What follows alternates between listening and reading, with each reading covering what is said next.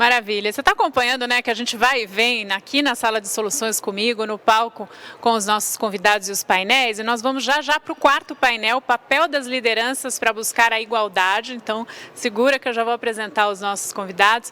Mas eu comentei há pouco do maestro João Carlos Martins, que vai fazer o nosso encerramento amanhã. Então, você vai ver que surpresa, porque ele mesmo disse que preparou algo especial. Mas eu quero aproveitar para convidá-la a vir ver uma exposição do maestro aqui na Fiesp, cujo painel eu estou olhando aqui à minha esquerda. A ciência cura o corpo, a arte cura a alma. 80 anos de música do maestro, é uma exposição que vai até o dia 26 de setembro, então tem tempo. Eu vou te passar o link, sesi.org/eventos, você agenda e vem também conhecer essa exposição, vem visitar a Fiesp, que sempre tem coisas muito interessantes. Eu lembro a você também que o festival, a realização é da Fiesp, né, o Festival de Empreendedorismo, Diversidade e Inclusão, do grupo Comitê de Jovens Empreendedores, do CJE da Fiesp, que é um grupo aberto, cujos diretores promovem, junto com os titulares, né, o diretor titular, o Roger, que hoje vai falar com a gente no final do evento, um trabalho extenso de capacitação, de conhecimento, de conteúdo ao longo de todo o ano, em especial no ano passado e todos os eventos online, né, e gratuitos e abertos. Então é uma oportunidade única para quem quer empreender, para quem já está empreendendo, participar também do CJE, é só entrar em contato conosco e aí você vai entender mais como contribuir, tá bom? Combinado? Então seguimos. O papel das lideranças para buscar a igualdade. Teremos duas participantes, na verdade, uma honra, as mulheres ganhando corpo aqui, que é um outro tema que a gente vai discutir também no festival. Karine Ross e Tuila Ferraz. A Karine é fundadora de iniciativas como a Maria Lab, a UpWit e a Escola Elas, para ampliar a consciência das mulheres sobre os seus direitos. É CEO da Somos Niwa, consultoria de diversidade e inclusão. A Tuila é nutricionista especializada em serviços de alimentação coletiva. Atualmente, ela é educadora social do Instituto Consulado da Mulher. A mediação vai ser feita pela Amanda Andrade, que é a diretora membro aqui do CJE, Comitê de Jovens Empreendedores da Fiesp, minha colega, e como eu estava contando para vocês, é uma oportunidade de fazer parte desse grupo. A gente tem um corpo hoje de mais de 90 diretores e cada um deles está alocado em determinadas funções que a gente vai cumprindo ao longo do ano. Sobretudo, trazer conhecimento. E é o que a gente está fazendo nesse festival, né? É uma oportunidade única de encontrar, ainda que online, com palestrantes de peso, com pessoas que têm uma longa caminhada no mercado e que podem contribuir, cada um à sua maneira, para a gente ganhar corpo, né, trocar ideias e, ao mesmo tempo, poder implementá-las. Tá? Então, esse esforço que a gente tem aqui é justamente para o público, para você, e por isso a gente agradece a sua participação em qualquer lugar desse país ou de fora. Amanhã temos conexão São Paulo-Índia, então segura.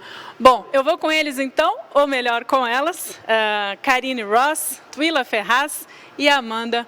É contigo, Amanda, para mediar esse painel e depois eu volto para cá. Obrigada.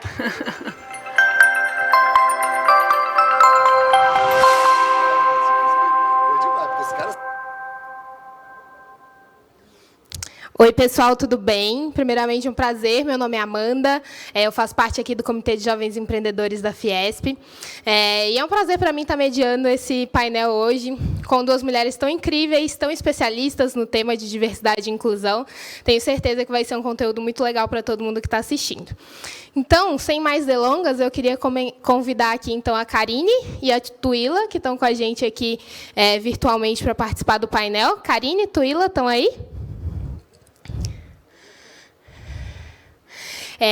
Então, para começar, eu vou convidar elas para fazerem uma apresentação sobre os principais pontos, né, desse tema de liderança frente à diversidade. Elas vão apresentar um pouquinho da história delas também, por que elas conectaram tanto com esse tema de diversidade. E a primeira que eu vou chamar, então, é a Karine. Karine, é com você. Olá, tudo bem? Uma honra poder estar aqui trocando com vocês. Acho que esse tema escolhido, né, para esse fórum de diversidade é essencial, né? A gente não pode não falar sobre diversidade sem incluir quem está nos espaços de poder, que em sua maioria são os homens. E a minha jornada, ela começa... Eu vim de uma formação na área de humanas, me formei em comunicação social, sociologia, e acabei fazendo uma transição de carreira, né? Eu comecei a me especializar cada vez mais no universo de comunicação digital, tecnologia, acabei me tornando gerente de projetos, então trabalhei desde empresas de agências de publicidade, empresas mais tradicionais, e depois fui caminhando e transitando para a linha de direitos humanos, trabalhando na Unicef, Unesco, Secretaria de Direitos Humanos da Presidência da República.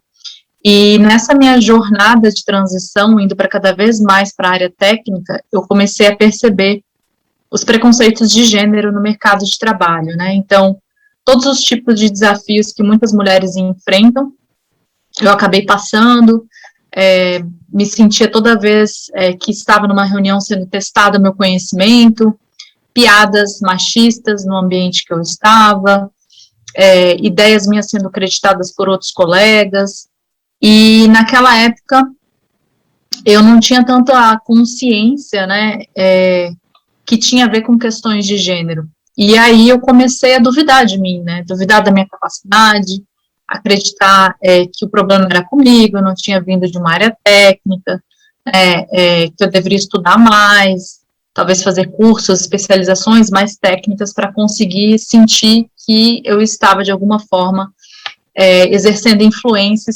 e buscando esse respeito que eu não tinha no ambiente que eu estava. E aí eu digo que a virada de chave minha, ela acontece quando eu começo a ouvir outras mulheres, né, principalmente do setor de tecnologia e inovação, e eu ouço exatamente as mesmas falas e os mesmos padrões se repetindo. E aí, a partir daí, eu começo a ter essa consciência de que a gente está falando de um machismo que ele é estrutural e ele permeia todas as esferas da sociedade, né, com nós mulheres.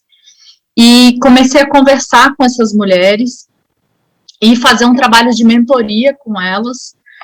Então, tudo aquilo que eu tinha passado dentro desses ambientes masculinos e machistas, eu comecei a apoiá-las, né? Então, desde aquelas que estavam iniciando a vida profissional e já estavam saindo do mercado de trabalho, até aquelas que já estavam buscando uma posição mais executiva, mas acreditavam que elas tinham que abrir mão de ter uma vida com mais qualidade ou ascender dentro da carreira. E aí, por conta dessas mentorias, eu acabei abrindo uma organização sem fins lucrativos, que é a Maria Lab, uma organização que está aberta até hoje e tem esse foco de apoiar mulheres no setor de tecnologia e inovação e também dar a elas essa formação mais feminista. Eu digo que ali, para mim, foi a minha grande reflexão, né, como mulher e também entendendo os meus privilégios, né, porque ali eu tive contato com mulheres negras, mulheres trans, mulheres de diversas realidades, que até então eu não tinha tanto esse contato.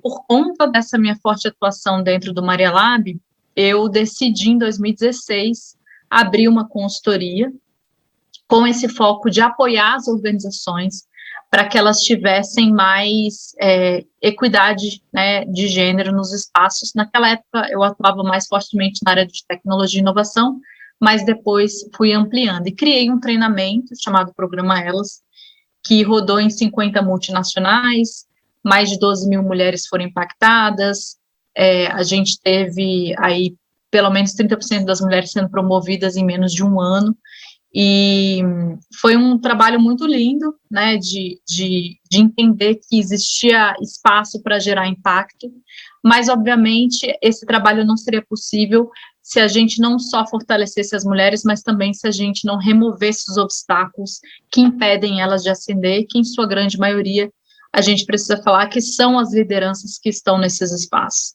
Então, comecei a fazer um trabalho com os homens dentro dessas organizações, dando treinamentos de liderança humanizada, e a NIL, ela vem com esse propósito, né, a gente entende que gênero é apenas um dos pilares e que a gente, para fazer essa mudança efetiva, né, de uma sociedade mais igualitária, a gente precisa trabalhar com as outras interseccionalidades, mas, ao mesmo tempo, essa liderança abraçando esse tema, né?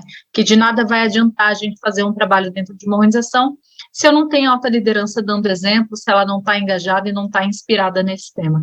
Então, precisamos começar esse trabalho que eu até brinco, né? Que é meio que top-down, porque realmente tem que começar de cima para baixo para ser efetivo, intencional e significativo. Então, esse é um pouquinho do que eu quero trocar aqui com vocês. Vai ser uma honra poder trocar com a Tuila também. E fico à disposição aí para perguntas e dúvidas e que a gente possa somar juntos sobre esse tema. E obrigada, Amanda. Imagina, Karine, eu que agradeço por você compartilhar com a gente essa experiência. Então, agora eu vou chamar a Tuila aqui para compartilhar também um pouquinho da experiência dela, a ligação dela com o tema. Então, Tuila, é com você.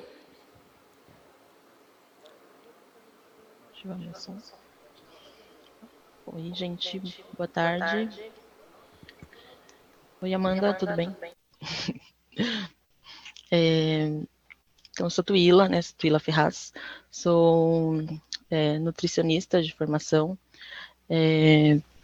atuo atualmente como educadora social no Instituto Consulado da Mulher, que é uma ação social da marca Consul de eletrodomésticos, e a gente assessora mulheres empreendedoras da área de alimentação, pequenas empreendedoras, né? A gente chama de nanoempreendedoras, que são aquelas que não estão no início, mas que precisam desse apoio para gerir seus negócios, né? Então, são empreendedoras tanto que começaram agora há, sei lá, 1 ano, quanto empreendedoras que já produzem há 10 anos. Então, a gente trabalha com elas para que elas consigam gerir seus negócios. A minha formação, né, e a minha experiência é toda em refeição coletiva, então sempre trabalhei em cozinha industrial, refeitório, supermercado, enfim. E o meu histórico com equidade racial e de gênero começa justamente pela minha atuação em nutrição, porque isso eu aprendi no meu estágio, que quando a gente é nutricionista, na maioria dos cargos que a gente ocupar, a gente vai ser líder, né? E só que quando a gente chega numa cozinha industrial, a gente sempre se depara com homens, né? Majoritariamente homens que trabalham em cozinha industrial, e rola aquele baque, né? De chegar uma pessoa, uma mulher, ainda mais uma mulher preta, que vai pedir para que eles façam o que é o correto, né? Então, ele já está acostumado a trabalhar de uma forma e eu chego e falo, não, você tem que trabalhar de uma outra forma, que é o correto, que é o seguro, para se produzir uma alimentação segura, né, para quem vai consumir. Então, o meu baque já começou aí, porque eu tinha que liderar homens e era o mais complicado. E na minha atuação enquanto educadora social com as mulheres justamente de empoderamento feminino, para que elas gerem renda e que consigam ter independência financeira, que a gente sabe que se você tem independência financeira, você tem independência para a vida, né? Então, a gente trabalha essa questão de gênero com as mulheres também, além de gestão do negócio, a gente também trabalha a questão de gênero com elas. E dentro da companhia, né, que a gente faz parte da Whirlpool também, que é uma empresa multinacional, e dentro da Whirlpool a gente tem os grupos de afinidade, e eu faço parte de 2 deles, o de gênero e o de raça, e a gente o de raça, principalmente, a gente está no início, assim, né, vamos completar 1 ano de existência, e justamente para a gente trabalhar essa questão de equidade, de gênero e de raça dentro da companhia, principalmente de raça, né, porque é um grupo mais recente. Então, a gente está trabalhando para conseguir equalizar a quantidade de pessoas pretas e pardas dentro da companhia. E eu acho que é um pouco disso, aí a gente vai afinando mais essa conversa. Perfeito, Tuila. Muito obrigada por compartilhar a sua experiência também. As duas, acho que a gente vai ter muito que debater aqui nesse painel hoje, com toda a experiência de vocês. E daí agora a gente preparou algumas perguntas mesmo, né, para aquecer esse debate, então vou fazer algumas delas para vocês, a gente vai trocando. E a primeira é a seguinte, né, a gente tem tido muito debate sobre esse tema de diversidade, né, ele está cada vez mais sendo debatido, tanto que é um dos focos aqui do nosso festival. E por quê, né? Por que esse tema de diversidade é tão importante agora? Por que, de fato, a diversidade tende a trazer mais resultados para as organizações, né? Muitas vezes, as pessoas só veem o lado social da coisa, mas não veem o resultado que, de fato, ter uma organização mais diversa pode trazer. Então, eu queria que vocês comentassem um pouquinho sobre esse tema. Pode ser? Tuila quer começar? Sim, pode ser. Quando a gente fala de diversidade, a gente está pensando primeiramente, em acabar com essa questão mesmo de... Ai, peraí, que alguma coisa aconteceu aqui. Ah, não, tô aqui ainda. Desculpa. Para a gente não acabar, mas a gente diminuir a desigualdade, tanto de gênero, de raça, LGBTQIA+, de PCD. Até a gente estava vendo um vídeo antes de começar o nosso painel, da Thaís, que é PCD, e que as empresas têm que estar preparadas para essas mudanças, né? As empresas que trabalham, que trazem diversidade para suas companhias, tendem a ter, aliás, as empresas que não trazem diversidade para sua companhia, tendem a ter menos de 29% de lucro no seu faturamento. Porque pessoas iguais pensam iguais, então pensam igual. Então, se você tem uma pessoa diferente de você, ela vai pensar diferente e ela vai trazer novas perspectivas e novos olhares para aquele negócio. Isso para todas as áreas, né? Então, por isso que a gente tem que pensar em diversidade não só como uma forma de inclusão, mas também como uma forma da gente conseguir um crescimento do nosso negócio, né? Porque em relação à raça, o ano passado, o que aconteceu nos Estados Unidos, né, com Floyd, foi o que ocasionou com que as empresas começassem a pensar nessa questão de trazer mais diversidade de raça para dentro. Mas a gente não tem que pensar que o mote tem que ser esse, que se acontecer um caso, a gente tem que resolver a diferença que a gente tem devido a um acontecimento, que realmente a inclusão e a diversidade e a equidade realmente traz diferença para a companhia. Perfeito. Karine, você também quer contribuir com esse tema?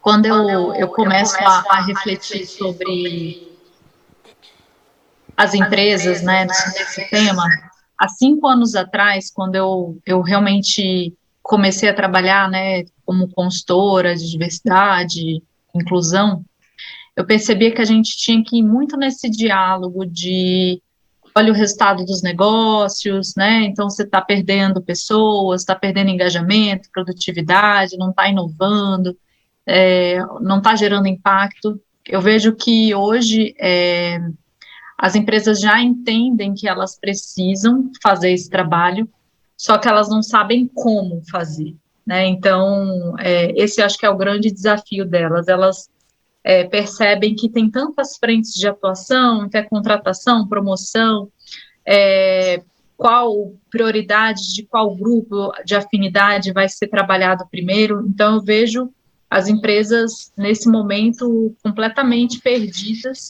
em como fazer essa atuação.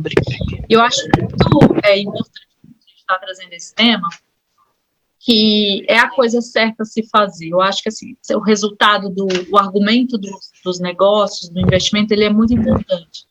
Mas a gente precisa olhar que é uma questão de direitos humanos, né? E eu acho que essa é a linha que a gente precisa dar, porque o dia que, imagina que não dê dinheiro né? Vamos supor que a questão da inclusão não dá dinheiro, a gente vai deixar de fazer isso? Então, assim, sim, é uma questão de direitos humanos, é uma questão de ética, é uma questão de justiça racial, justiça social, e, ao mesmo tempo, quando a gente olha para esse viés, não tem como não desatrelar isso à inovação, a resultados financeiros diretos para os negócios. Então, eu vejo esse avanço dentro das organizações, não questionar mais, e eu não diria assim que porque elas estão maduras, porque elas estão sendo pressionadas, né? Se a gente for olhar as multinacionais, elas já têm Estados Unidos, Europa, existem metas lá muito robustas, né, para atingir as diversas equidades, né, de gênero, de raça dentro das organizações, e aqui a gente ainda está num estágio inicial. Eu acho que o movimento Black Lives Matter, ele traz esse questionamento forte dentro das nossas organizações, inclusive os últimos acontecimentos que teve, desde a questão do Nubank, né, então, quando a Cris Junqueira vai no Roda Viva e fala aquele absurdo que ela trouxe, né, a gente teve o caso do Carrefour também, onde a empresa ela não se responsabiliza inicialmente pela morte, né, do assassinato, né, dentro da própria loja em Porto Alegre. Então, tudo isso fez com que as empresas começassem a olhar e falar, opa, preciso fazer algo em relação a isso. Mas, de qualquer forma, eu acho que ainda... Está me ouvindo? De qualquer forma, estou. Vocês estão me ouvindo? Sim. De qualquer forma, eu entendo que existe... Eu acho que caiu lá. Existe essa necessidade de amadurecer ainda esse tema dentro das organizações, olhar como um olhar de direitos humanos, com um olhar de responsabilidade social, né? Então, as outras siglinhas do ESG, né? Tem o lado social, mas tem o lado da governança e tem o lado também da sustentabilidade, porque vai ser melhor para todo mundo, né? Perfeito. Essa sua fala, Karine, inclusive, e quando você falou no início também que você começou a sentir isso no setor de tecnologia, né, essa questão do gênero, muito... Eu me relaciono muito porque eu sou sócio de uma empresa de tecnologia, então a gente está nesse mercado e o fundador da minha empresa é um fundador homem, branco, né, cis, mas eu tenho um pouco de sorte porque ele já se envolveu com essa temática antes, em outros momentos, ele chegou a ajudar na fundação da Impulso Beta, né, que é de liderança feminina, ele estudou muito esse tema. Então, quando a gente, né, as lideranças femininas da minha empresa, levaram para ele o problema de, a gente precisa trabalhar essa questão, foi muito tranquilo. E aí ele falou uma coisa que parece muito com isso que você falou, assim, ele falou, mesmo que a gente não tivesse esse problema aqui dentro, é um problema da sociedade, então a gente precisa debater isso aqui dentro, né? Mas, e quando a gente tem uma liderança que não entende esse lado, né? Vamos supor que a gente está numa empresa, as lideranças não representam essa diversidade e não entendem, né, esse porquê. Como que a gente pode fazer para convencer essa liderança de que é importante debater o tema, de que é importante ter ações para fomentar a diversidade e inclusão dentro da organização? O que vocês acham?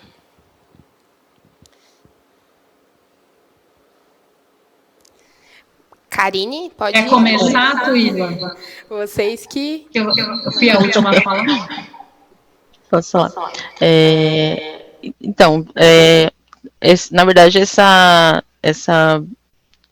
desejo por mudança ou essa vontade tem que partir das lideranças, ou se não partir, eles têm que estar muito alinhados com quem propor, porque eles que vão decidir, que vão... Porque quando a gente fala em inclusão de pessoas diversas, isso também demanda tempo e dinheiro, né? Porque você tem um RH que vai trabalhar com isso, vai ter uma equipe que vai, de repente, um comitê ou um grupo que vai trabalhar com isso, então as pessoas vão despender tempo para fazer esse trabalho e, consequentemente, dinheiro. E, para além disso, também tem que trabalhar não só a liderança, mas também a base, porque quando a gente fala de inclusão, não é só você contratar uma pessoa diversa e não trabalhar do desenvolvimento dela dentro da companhia ou da organização. Porque a gente tem tem o exemplo das cotas, né, que as pessoas consideram que as cotas não são necessárias e que as pessoas que entram, por exemplo, na universidade através de cota é menos capaz, e não é essa a realidade. Então, quando a gente traz uma pessoa através de um programa de inclusão, se a companhia não tiver alinhada com o pensamento do porquê que a gente, como a Karine falou, né, é uma questão humanitária, né, a gente tem um nível hierárquico, a gente tem uma pirâmide hierárquica que demonstra que quem está no topo da pirâmide são homens brancos e cis, e na base, obviamente, mulheres pretas. Mas se a gente não tiver essa visão da liderança, de que essa mudança é necessária, o restante da companhia também não vai ter essa visão. Então, não é só também incluir, mas é trabalhar para que essas pessoas se sintam parte, né, do lugar, e para reter também, né, porque a pessoa entra e ela acaba, se ela não tiver esse acolhimento e não for bem tratada, ela vai acabar saindo. E nesse momento que a gente está do mercado super aquecido, falando de inclusão e diversidade, se as empresas que não tiverem alinhada com esse pensamento vão ficar para trás, porque primeiro porque num dado momento a gente não vai ter mais profissional para, obviamente que a gente, né, as pessoas pretas e pardas são maioria no país, mas a gente não vai ter profissional para ocupar essas vagas, porque está todo mundo buscando, e as pessoas também, e os profissionais que estão buscando as vagas também, se a empresa não tiver esse pensamento, elas também não vão se interessar em trabalhar nessa empresa. Então, é muito a liderança pensar dessa forma, e principalmente se capacitar, porque só ter o pensamento de que é necessário, porque está todo mundo falando, está todo mundo buscando, não é o suficiente. Então precisa se capacitar, desconstruir os seus viés inconscientes, né, racismos, preconceitos, xenofobias, porque, né, a gente tem um país que é diverso, então tem pessoas que vêm de outros estados super capacitadas que também vão sofrer xenofobia, então a liderança tem que estar alinhada nesse sentido de como, da importância, e sempre não achar que sabe tudo, tem que se capacitar, tem que buscar se desconstruir, porque as outras pessoas também vão, como dizem, né, siga o líder, então elas vão seguir o que a liderança vai estar fazendo também. Eu acho que o que a Camila trouxe é muito importante, né, porque como eu na minha fala inicial eu falei, eu comecei falando que se a gente não tiver essa autoliderança engajada, porque não é só fazer um eventozinho no Dia da Consciência Negra ou no Dia Internacional da Mulher, né? Vai demandar tempo, vai demandar recurso, vai demandar ações intencionais para que haja realmente essa mudança efetiva que a gente quer. Então, assim, eu acho que o argumento de convencimento, ele começa primeiro cada vez consumidores mais conscientes em relação às empresas que eles querem né, comprar produtos e serviços. Então, a gente já vê isso, né, dentro né, das escolhas, né, muitos cidadãos cada vez mais identificando quais são as empresas que vão querer se relacionar em função dessa empresa, se ela é uma empresa mais ética, social e ambientalmente responsável.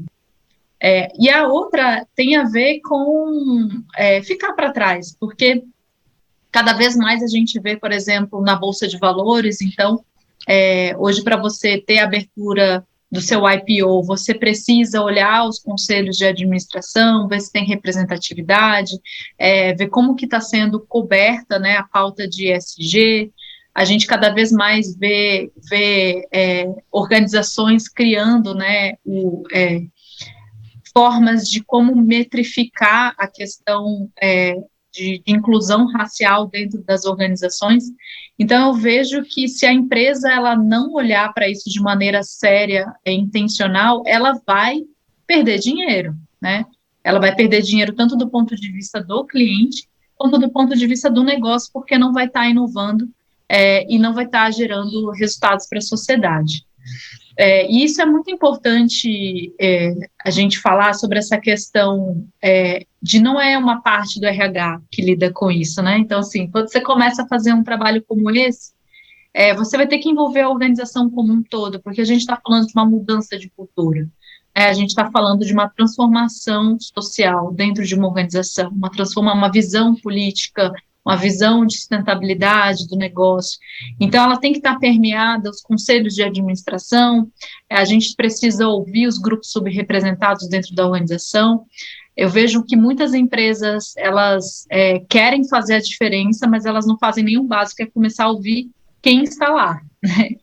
Principalmente os grupos minorizados que estão lá, como que eles estão se sentindo, como que eles percebem essa organização, o que eles veem em termos de desafios, né? Então, acho que tem que começar do básico, ouvir quem está lá, sim, buscar treinamentos, né, como muito bem a Twila falou, de vieses inconscientes. A gente foi construído à base de uma sociedade que... Opa, acho que a Karine deu uma travadinha aqui na conexão. Eu vou aproveitar, então, pessoal, enquanto a Karine também retorna, e convidar todo mundo para participar das enquetes que estão rolando na nossa plataforma. É bem importante para a gente ter a participação de vocês, ouvir um pouquinho do que vocês pensam, tá? E aí, enquanto a Karine volta, eu também vou já fazer um gancho aqui para a Twila, que é o seguinte. Vocês duas falaram da questão de investimento, né? Como que as empresas precisam, de fato, investir nesse tema de diversidade, como que é importante isso.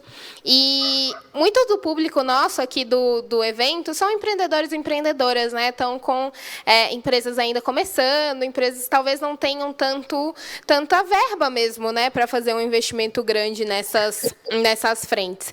Então, como que a gente trabalha a questão de diversidade e inclusão em uma empresa que às vezes está começando? Por que é importante para essa empresa que está começando trabalhar esse assunto desde o começo? Isso eu trato bastante com as empreendedoras que eu trabalho, porque elas também, assim, são pequenas, né, como eu falei, e a gente sabe que todo mundo carrega um preconceito, um racismo, e a gente vai se desconstruindo, né, em conjunto. E para quem está começando, não precisa necessariamente você criar, obviamente você não vai criar um comitê de igualdade racial e de gênero e LGBTQIA+, no seu empreendimento. Mas você saber que você precisa pensar em como você trabalha os seus fornecedores, os seus clientes, como você faz a sua divulgação, porque se você faz divulgação, você vai usar uma peça publicitária só com pessoas brancas, você não vai atingir todos os públicos. Se você traz uma peça publicitária só com homens, você não vai atingir todos os públicos. Então, pensar em como você se comunica primeiro, né? Então, porque você precisa dialogar com todos. E, principalmente, o atendimento, né? Porque, às vezes, a gente, quem é pequeno empreendedor, faz tudo. Então, você produz, você faz seu marketing, você faz o atendimento, e às vezes a gente não tem um olhar voltado para essa questão, porque a gente é pequeno e a gente, né, trabalha da forma que dá, se virando e rebolando. Mas acho que o principal para quem está começando é isso, é pensar em como você se comunica com o seu cliente, porque é como as outras pessoas também vão ver como está o seu empreendimento, e como você também trata os seus fornecedores, né? Quem você busca para ser seu fornecedor, ou parceiro, ou sócio, né? Enfim. Vamos continuar falando um pouquinho desse tema, né? A gente estava falando sobre como empresas menores, que às vezes estão começando, têm menos recurso, podem trabalhar a questão da diversidade. E aí eu queria falar sobre, como no geral, assim, quais são as melhores práticas que vocês já viram em organizações para promover a diversidade e inclusão, para garantir essa questão da igualdade? Eu acho que tem a ver com o interesse genuíno, começar com uma intenção clara, porque a gente sabe que uma mudança de cultura ela não acontece de um dia para a noite.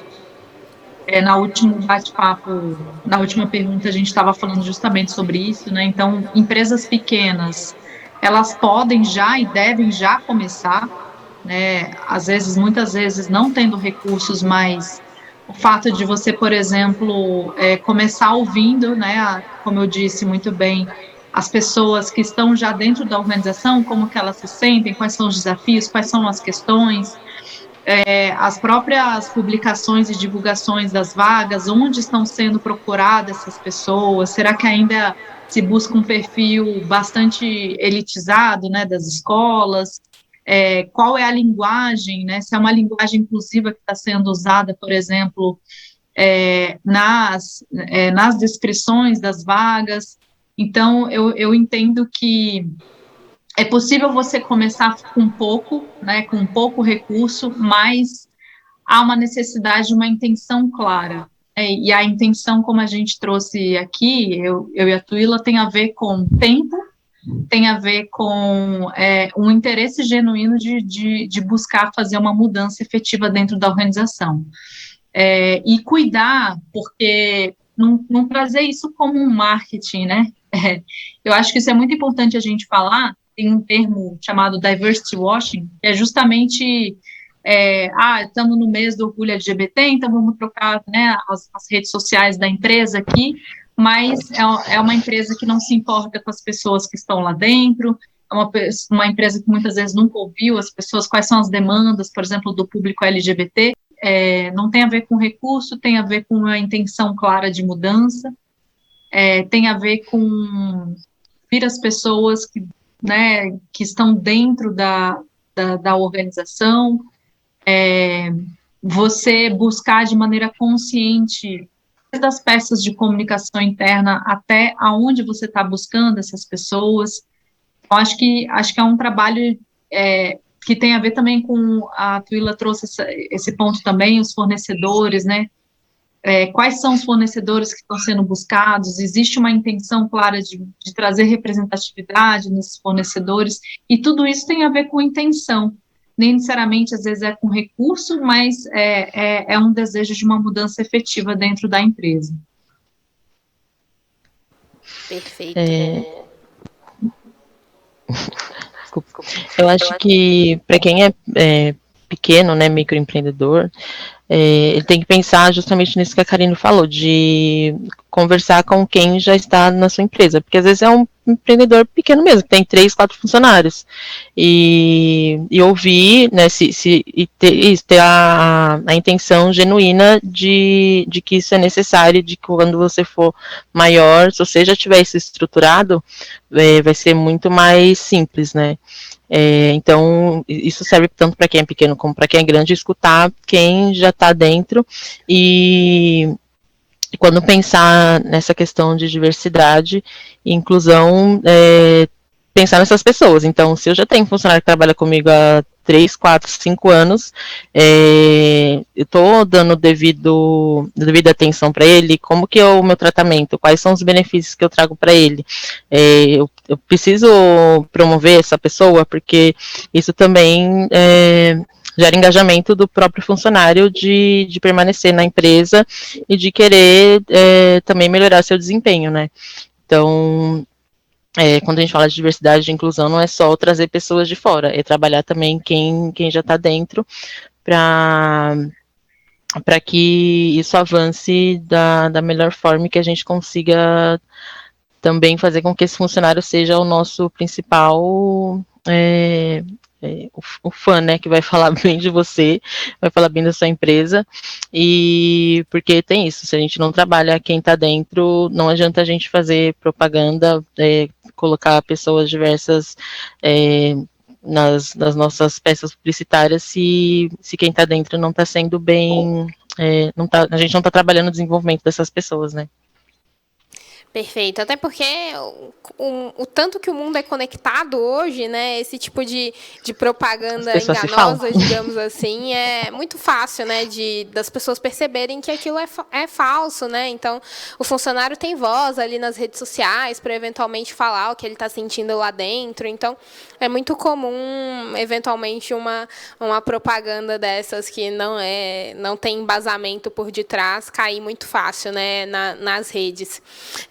E aí, até pensando nesse sentido, assim, né, a gente vê muito as pessoas fazem parte de grupos minorizados, puxando esses temas, discutindo isso dentro das organizações, puxando as ações.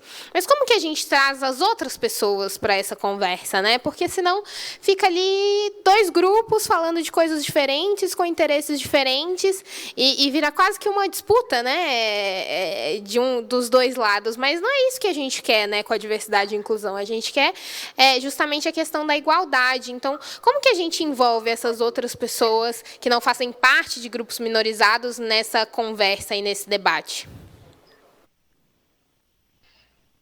Eu acho que tem que partir de cima, como eu falei, porque se a gente sempre tem só um embaixador puxando, esse embaixador vai embora, os projetos caem.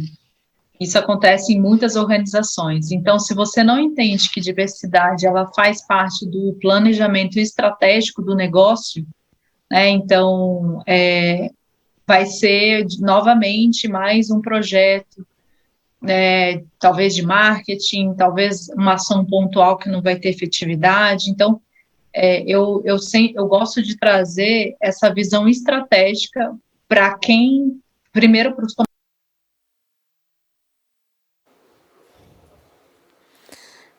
Acho que a Karine deu uma travadinha de novo, mas a Tuila está aqui com a gente ainda?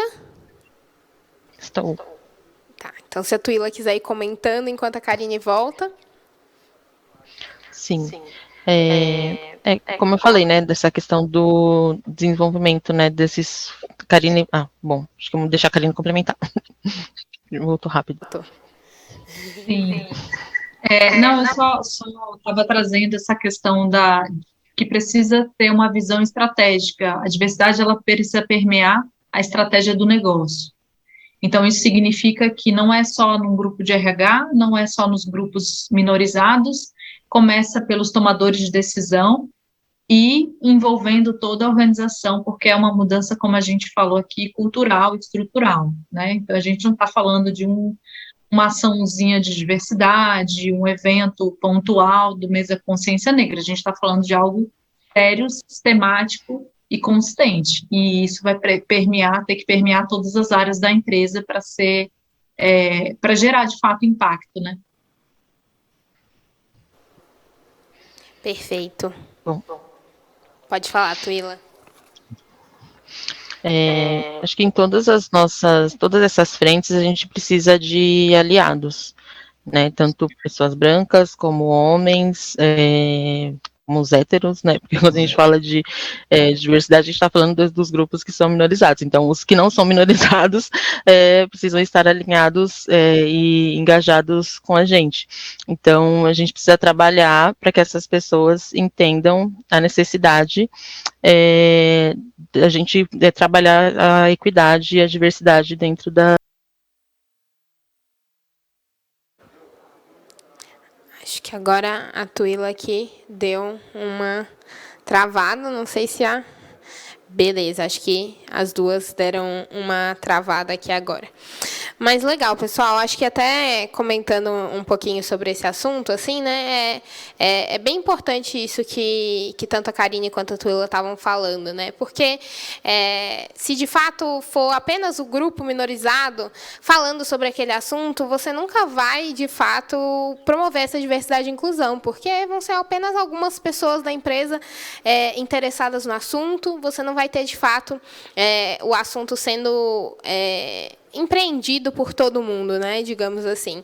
Mas, ao mesmo tempo, né, os grupos que não são minorizados, que não passam por, às vezes, as dificuldades no dia a dia, eles têm uma visão que precisa ser entendida, né? Então, as duas já falaram aqui sobre ouvir as pessoas, então a gente não está falando só sobre ouvir as pessoas dos grupos minorizados, a gente está falando sobre ouvir toda a organização sobre esses assuntos, para que, de fato, os debates que a gente tenha e as ações que sejam feitas de uma maneira embasada e que encaixe na cultura da organização, né? E aí a gente estava falando justamente sobre essa questão da importância de ser essência, né? Não ser só uma coisa por propaganda. E aí eu queria perguntar para as meninas, se elas já tiverem voltado, como que a gente torna diversidade, de fato, uma essência da organização, né? Tendo uma organização com pessoas que muitas vezes vieram de origens que elas não foram sensibilizadas desde sempre a esse assunto, né? Como que a gente... e quais que são as evidências de que uma empresa, de fato, conseguiu, né, tornar a questão da diversidade e inclusão uma questão da sua essência de cultura? Como que a gente entende que isso, de fato, aconteceu no dia a dia?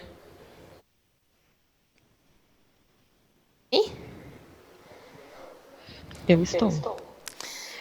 Estamos aqui, sim. Perfeito. Então, se vocês quiserem complementar um pouquinho do que vocês estavam falando da outra questão e falar também um pouquinho dessa, acho que seria perfeito. Acho que pode só complementar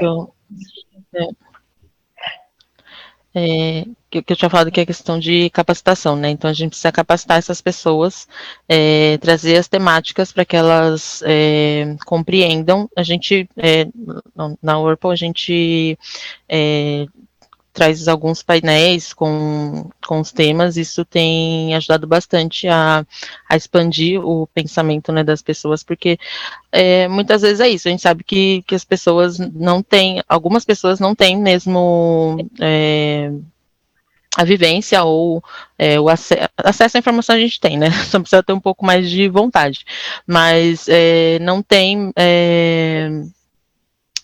não tem mesmo o engajamento de buscar entender sobre os temas, e quando a empresa meio que trabalha com isso de uma forma mais efetiva, acaba que as pessoas se engajam meio que de uma forma forçada, mas em algumas situações é o necessário.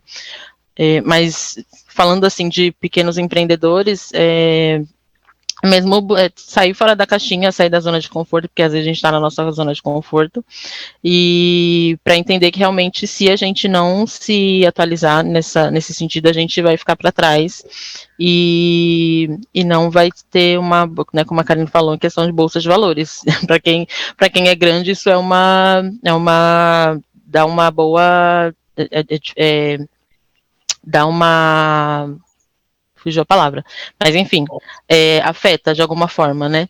Mas para quem é pequeno, que precisa, né, crescer, que precisa ter uma visão, né, de novos clientes, ter novos clientes, atrair novos fornecedores, tem que estar muito bem alinhado com essa questão, porque é isso, vai ficar para trás e não vai conseguir avançar.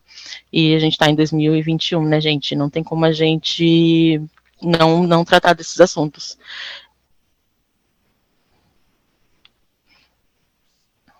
Acho que só... Eu queria só que você respondesse a pergunta, que eu não lembro.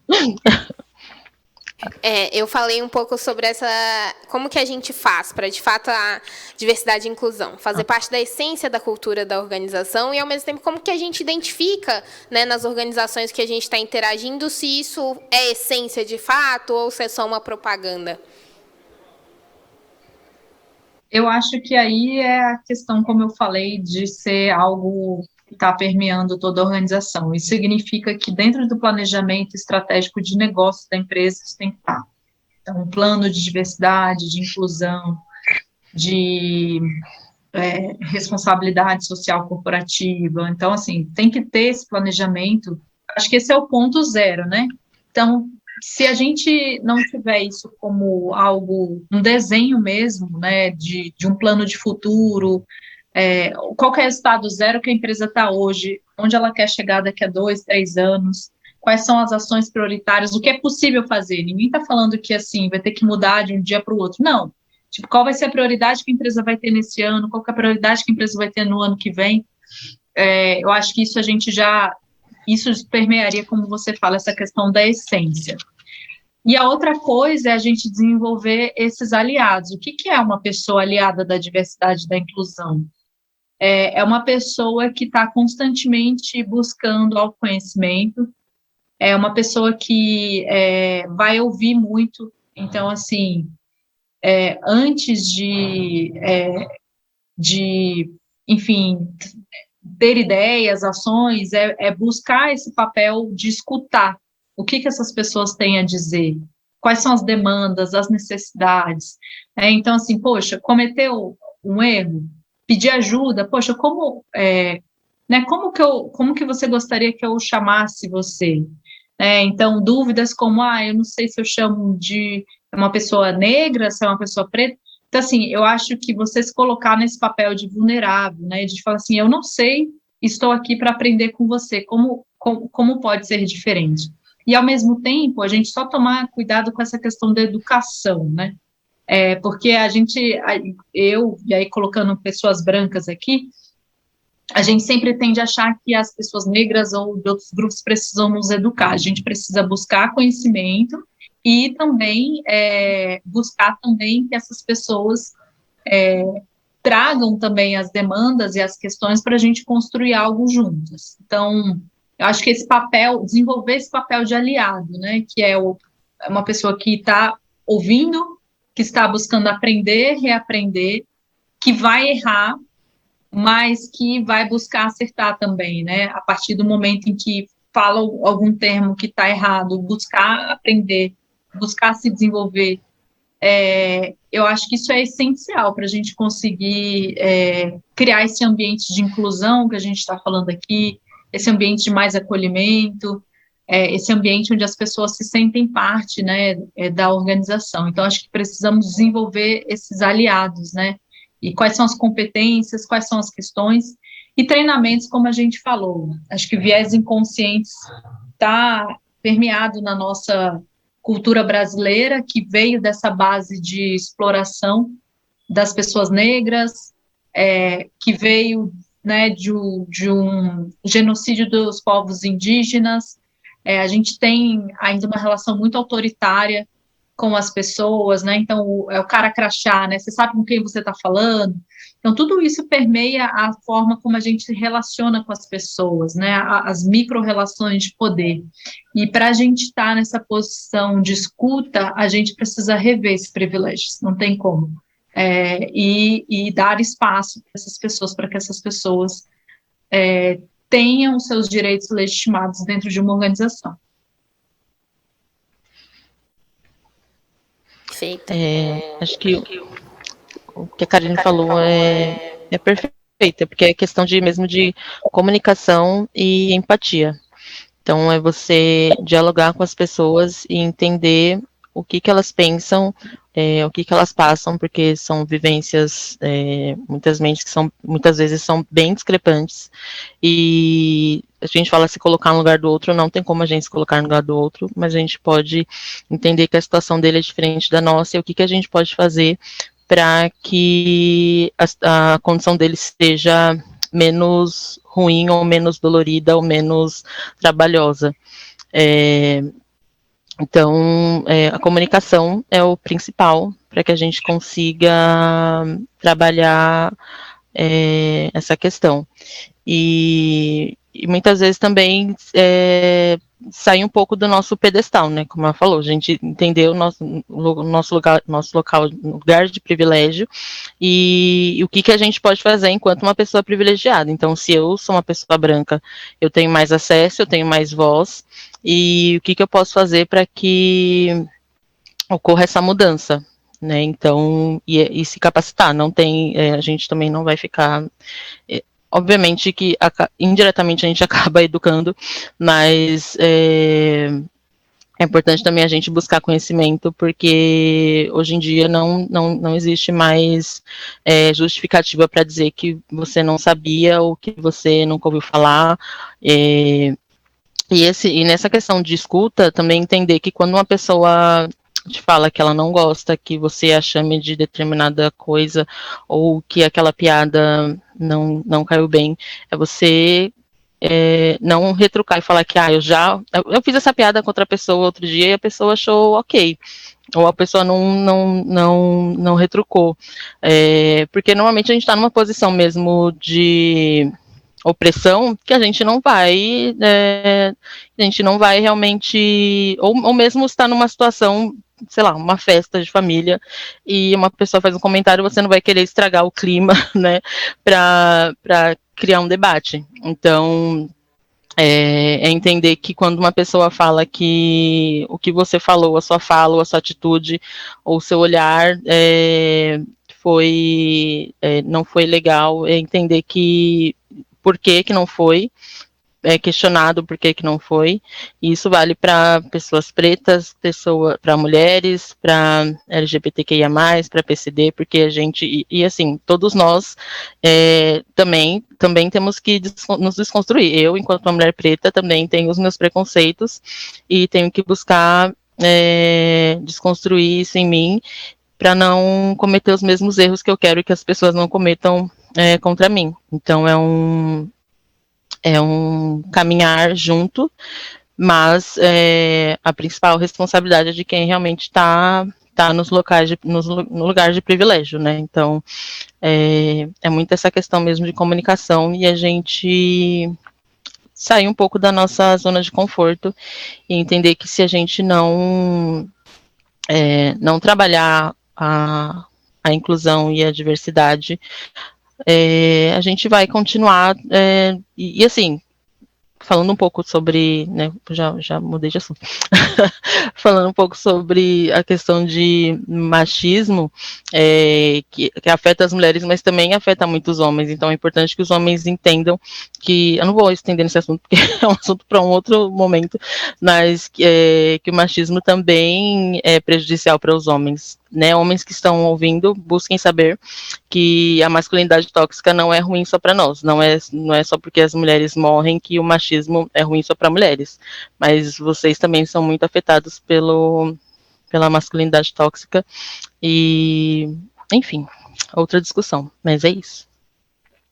Perfeito. E as pessoas não têm consciência mesmo, né, Tuila? Por isso que eu acho que debates como esse que a gente está tendo aqui são tão importantes, né, para a gente, de fato, levantar algumas questões, a gente, de fato, gerar essa consciência.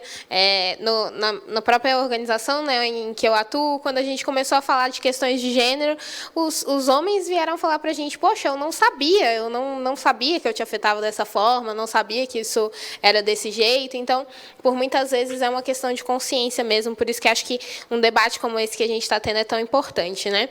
E a gente está chegando no finalzinho do nosso painel, meninas, e eu queria pedir para vocês, né, deixarem assim como mensagem final nessa trajetória toda que vocês têm dentro desse assunto, atuando com diversidade e inclusão, qual que foi o maior aprendizado que vocês já tiveram, assim, e uma principal dica que vocês dariam para o público do Festival de Empreendedorismo, né? O que vocês acham que é uma dica que pode ficar, assim, para eles guardarem e levarem, né, de fato, para a vida, para o trabalho, sobre esse tema de diversidade e inclusão?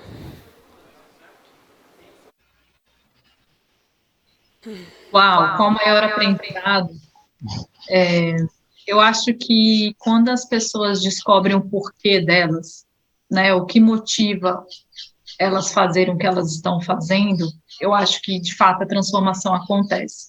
Porque quando a gente está só no operacional, né, do tipo, olha lá os resultados econômicos, o quanto que a sua empresa está perdendo, pode ser que muitas lideranças se motivem pelo resultado, mas a virada de chave, ela ainda não aconteceu. Então, eu sinto que quando as lideranças entenderem o real motivo, né, de por que elas estão engajadas nesse tema, eu acho que aí a transformação vai acontecer, porque ela não vai ficar só na empresa, ela vai ficar na sociedade, né, a pessoa vai se engajar em voluntariado, grupo de WhatsApp, né, uma pessoa está falando uma piada machista, a pessoa vai lá intervir.